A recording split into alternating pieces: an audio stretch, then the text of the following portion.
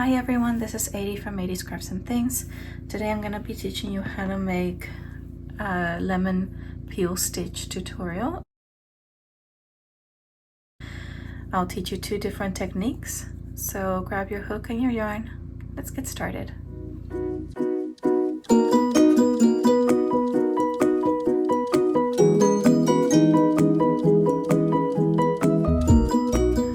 Hi, welcome back. So we're going to be working on a lemon peel stitch. So we're going to start with an odd number of chains. So I'm going to do 9 for this tutorial. 3.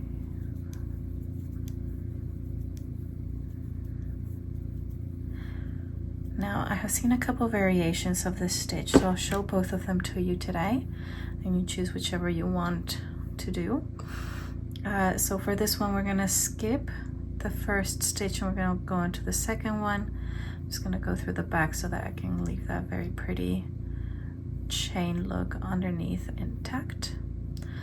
So I'm going to go onto the back of the stitch, yarn over, pull up a loop, and yarn over, pull through 2, making a single crochet.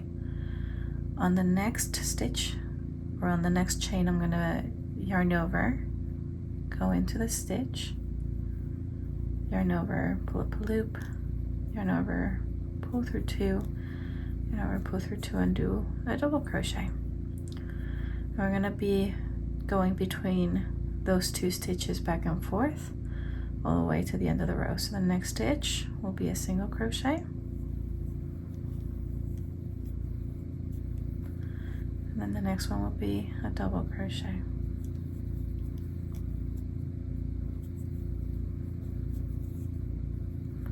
Then single, then double,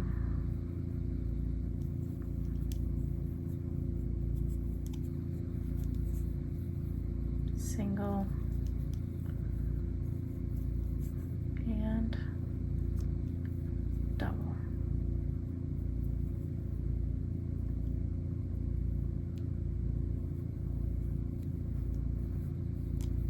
Now for row number 2, we're going to keep the same back and forth between single and double.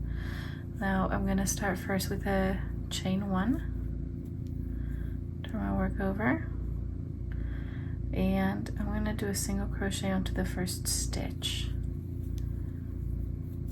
and then double,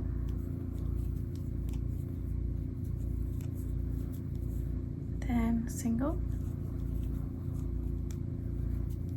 and then double.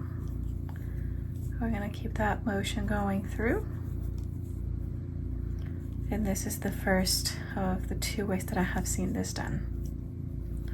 Now what you will notice with this one is that when you're doing your single crochets, it will correspond to a double crochet of the row below, and your double crochets will correspond to a single crochet in the row below.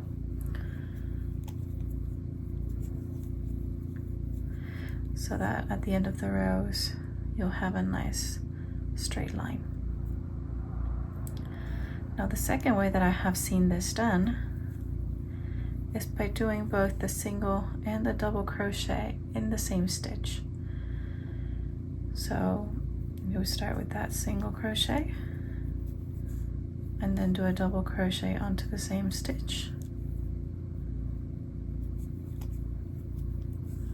And then you would skip one. On the next one you do single and then double, skip one, single, then double,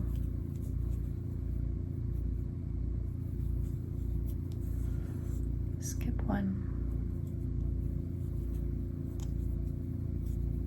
single, and double, and then on the last stitch you just do a single. So what's going to happen is whenever you start your row, on the next one doing that second technique, you'd be going on to the single crochet and doing your single and double crochet on the same stitch, and then you'd skip the double crochet, go onto the single and do a single crochet in that one, and then a double in the same one. So those are the two techniques. Either way, you're still gonna get amazing texture. Whichever one you choose, keep it consistent. Don't go back and forth between the two if you want to maintain a nice uniform look.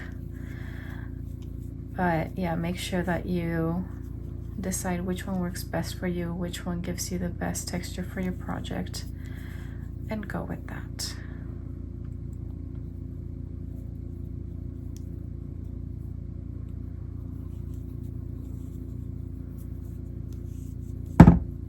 So there you go.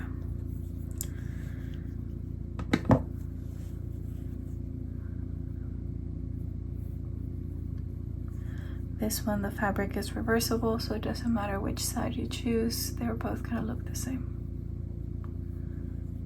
And again, the texture is really fun, really nice, really different from just having all single crochets or all double crochets.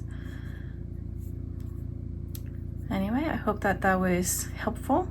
If you haven't yet, make sure you like the video, subscribe to our channel for more tips and tutorials, and I will see you in the next one.